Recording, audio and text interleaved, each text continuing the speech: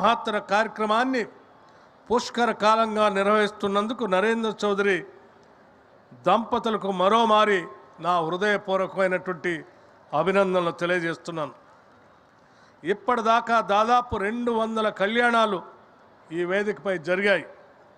200 కళ్యాణం జరగటం ఎంతో విశేషం.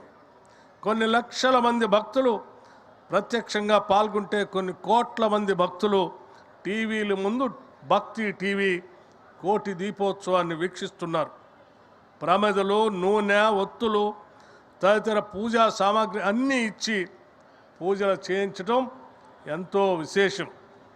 కోటి దీపోత్సవానికి రాని ప్రవచనకర్త లేడు, దీవెనలు అందించని పీఠాధిపతి లేడంటే అతిశయోక్తి కాదు.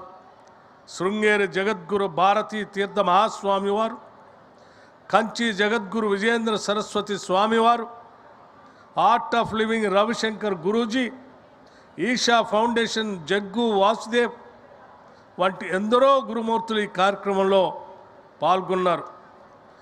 అన్ని దేవాలయాల కళ్యాణమూర్తులు ఇక్కడ కొలువుదీరి ఉంటారు. ఇక అన్ని ప్రాంతాల కళాకారులు ప్రదర్శనలు ఇవ్వటం ఎంతో విశేషం. నిజం చెప్పాలంటే ఇది నేత్రానందభరితమైన వేడుక.